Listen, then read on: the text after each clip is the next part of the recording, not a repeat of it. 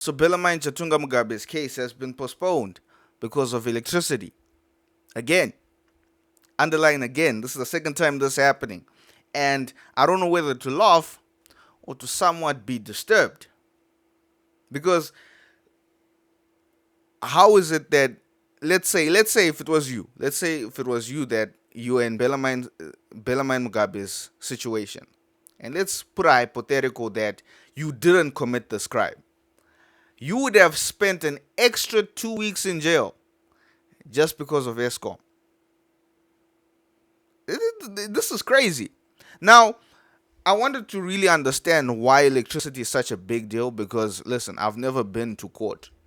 Never been to court. So, from my own understanding, I don't see why you need electricity. I just thought that everybody just has all their documents printed out and like I just thought that you don't need electricity for cases to be heard out.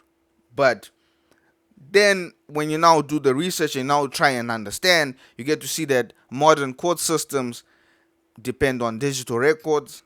Now, like, oh snap, recording equipment, oh snap, security systems, oh snap, electronic filing, especially on the recording equipment, because I didn't factor in that this whole case, right, is gonna be it's gonna be streamed to the whole entire world. So imagine if you are outside of South Africa and you're watching this case, you're getting to like Africa's not beating the allegations that we don't have electricity because this is an international case. A lot of people are interested in this, right? A lot of people are interested in the son of Robert Mugabe. If the hands of justice are going to work on his part, everybody's following this case. So to have a situation where they're hearing that in South Africa this case is gonna be put to a halt because of electricity, it's crazy. All right.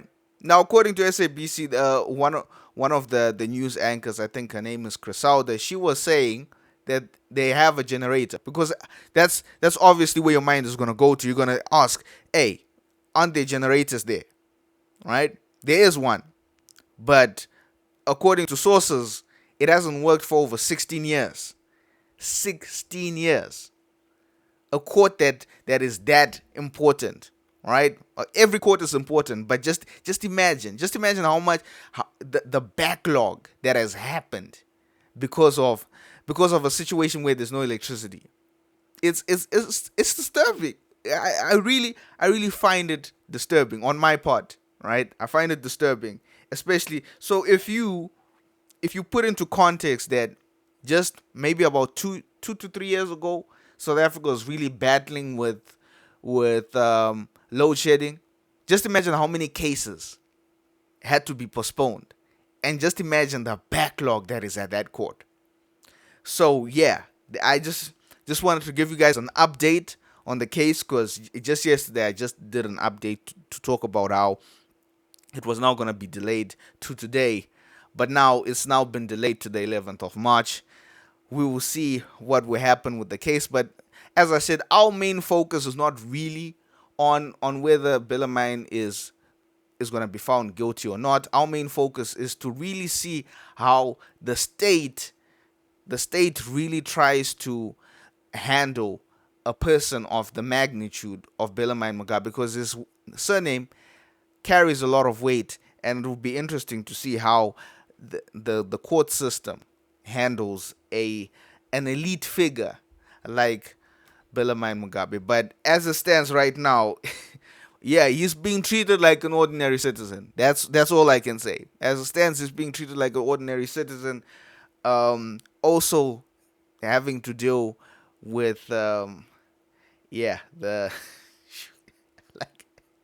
the fragility. Also having to deal with the fragility of South Africa's court system. Hope to see you guys on our next update of this particular case.